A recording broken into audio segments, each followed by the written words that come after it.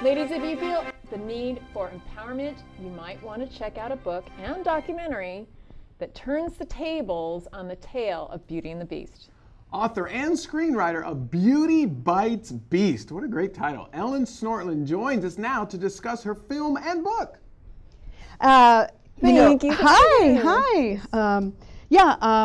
My book is now a documentary, and it's not only about turning the tables on Beauty and the Beast, but it's just this whole fairy tale that we get told from before our brains are really fully formed, that boys and men are the protectors and that girls and women need to be protected, which in the animal kingdom is an anomaly and is bogus because predators that prey on women and girls, they are pretty canny about waiting until there's no good guy around to protect them. Right, because they're predators. Yeah, so they're predators. This isn't about a slam on men. This is about women standing up for themselves and protecting themselves, knowing their own power. That's right. And the fascinating thing to me is that as a provider of self-defense through our nonprofit Impact Personal Safety, we used to start off our classes talking about, okay,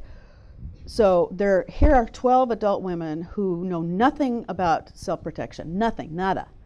And we said, okay, we're going to ask you 3 hypothetical questions. The first question is, what would you do if you saw somebody attacking a friend of yours? And they go, well, I'd create a distraction, I'd yell, I'd go get help, I'd do this, I'd get in my car and bump the predator or whatever. They're in a solution mode.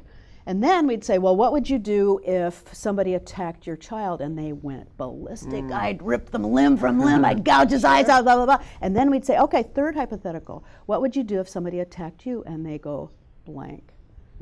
And so what's that about?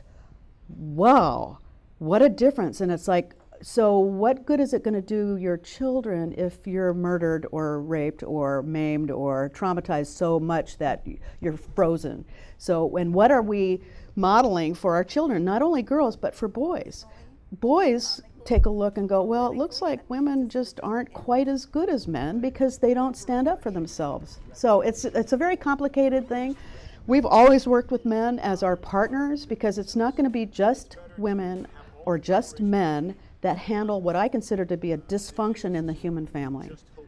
Well, let me ask you this. I'm curious. So you're teaching physical combat skills, You but bet. as well as a mentality and how you carry yourself? Oh, all of it. It's all, you can't separate those things. And the thing that's a little counterintuitive for a lot of people is that once women understand that they're potentially dangerous, everything else falls into line. They are more able to speak up for themselves, they're more able to set boundaries, and the irony of it is that the best fight is no fight, and when you can say back off, you're being inappropriate, go away, there's nothing that happens. And how do you count nothing happened? Statistically, it's hard to keep track of nothing happened. Yeah, no, I did a great interview with a martial arts, 7-time black belt, and he said the greatest martial artist is the one that never has to throw a punch. Oh, exactly. And so what we're really out to do is create a worldwide campaign, my movie, which is being considered for an Oscar now. Woo-hoo. Congratulations. We're one of 145 documentaries that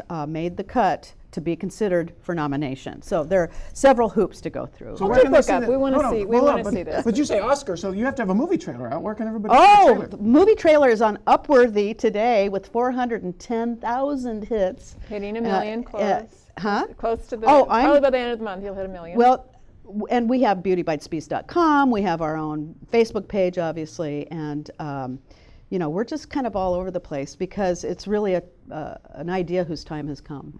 And when you look at women's progress, it used to be that you were not considered to be ladylike if you learned how to read, or if you learned how to read beyond, kind of ladylike etiquette books and recipe books and all that kind of stuff. And there's been a really trackable progress of what women are considered to be able to do, including things like riding a bicycle. It was a huge controversy for women to ride a bicycle because it was immodest, it wasn't ladylike, and it's like, truly? So you look at women's history and you can see a continuum And people go, well, I don't want my daughter to know how to protect herself because it's not ladylike. And I go, so it's ladylike if she's dead? Right. Really? I know.